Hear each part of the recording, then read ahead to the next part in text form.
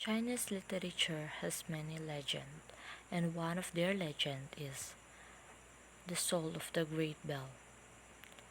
The Soul of the Great Bell is written by Lafcadio Hearn.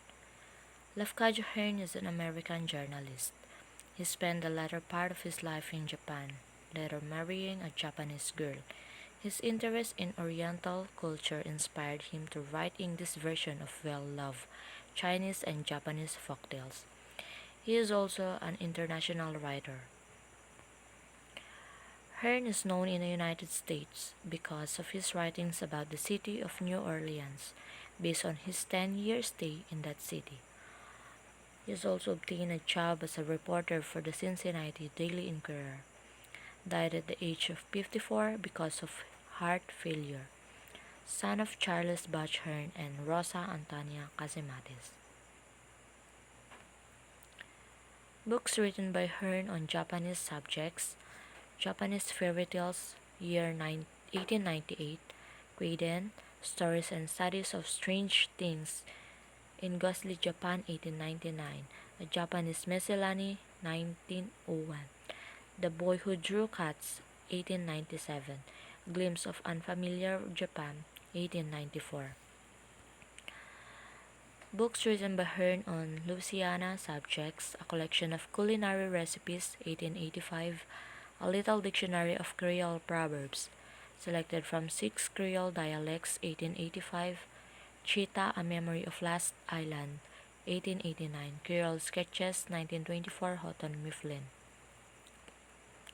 Others: Some Chinese Ghosts, 2 Years in French West Indies 1890, and The Soul of the Great Bell. Summary of the story.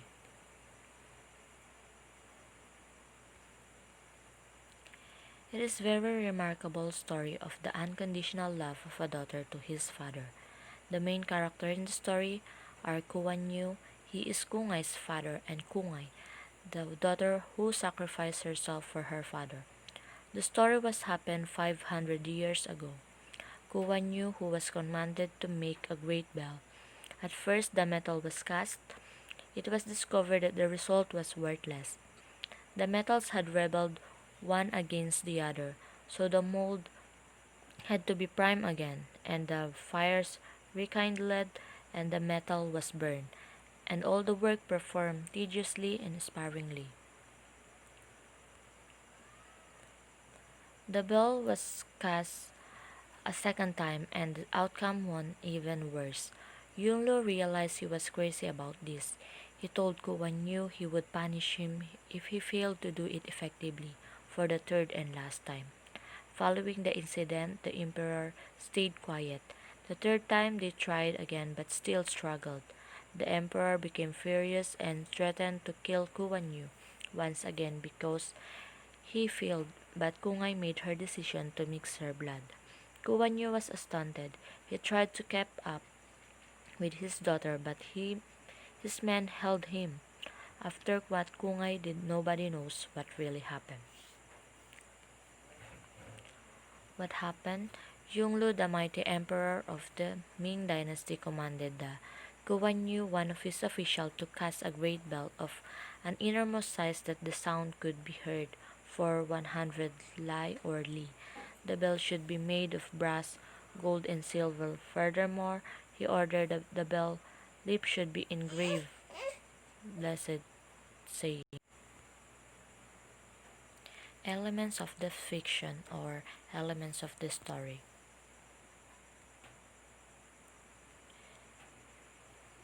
Settings: time, nearly 500 years ago. Place: city of Peking, now they called it Beijing. Exposition: a wonderful music created when the bell was hit during the festival. On the first day, the moment they sounded the bell, an awful sound came out of it, for the metals have rebelled one against the other. Kuwanyu tries again, but again the metals obstinately refuse to blend one with the other, and this time the emperor gets mad and sends a messenger to him to let him know he was one more shot, or it his head.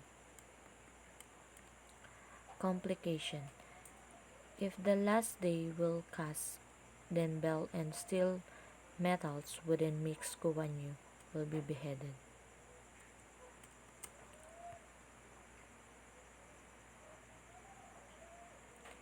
The climax.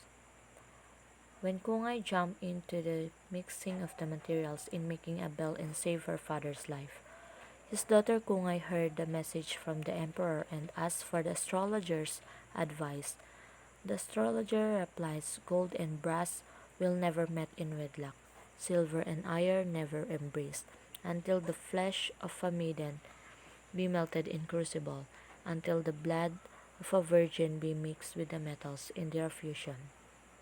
So on the third day, Kungay leaped into the white of flood of metal, and lava of the furnace roared in to receive her.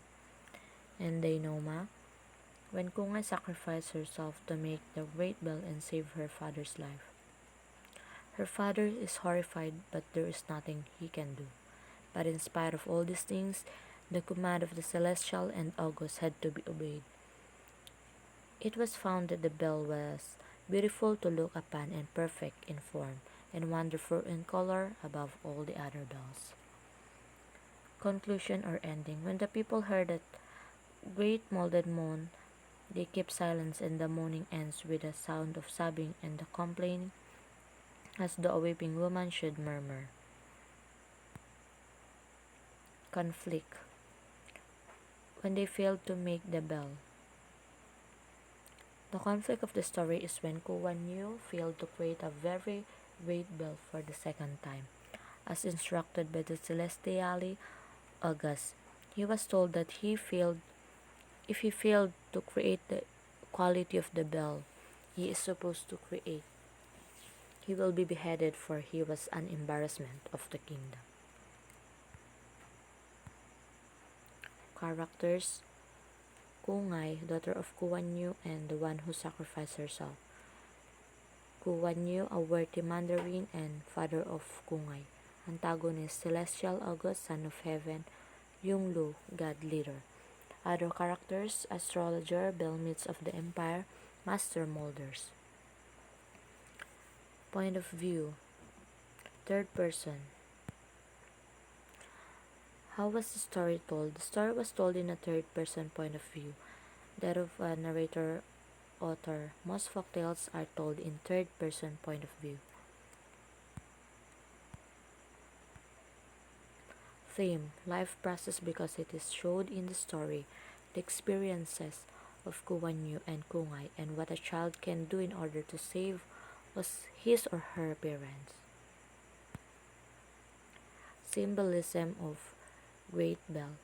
The bell still exists until now to symbolize the unconditional love of Kungay to her father. It is a reminder to everyone that love is fair and love prevails.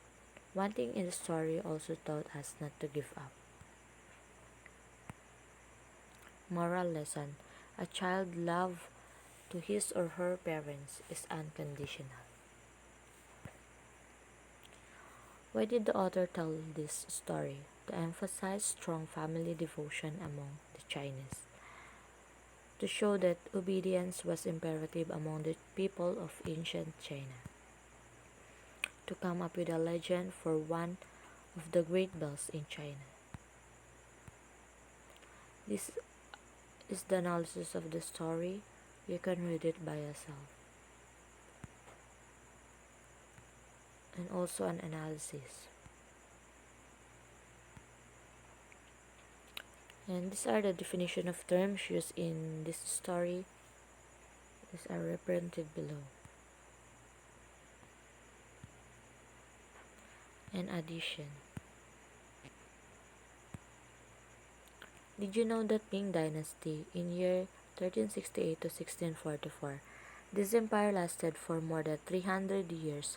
Among its accomplishments and contributions to China's history included the construction and reparation of the Great Wall of China, Forbidden City, the Imperial Palace of the Ming and Qing Dynasty, Temple of Heaven, place where the emperor came every winter solstice to worship heaven and to solemnly pray for good harvest. Ming Tom's imperial cemetery covering an area of 100 square kilometers with 13 Ming Dynasty emperors buried there. It was also during the Ming that China enjoyed relatively social and economic stability as well as military and naval powers. The source is www.chinahighlights.com. Thank you and God bless.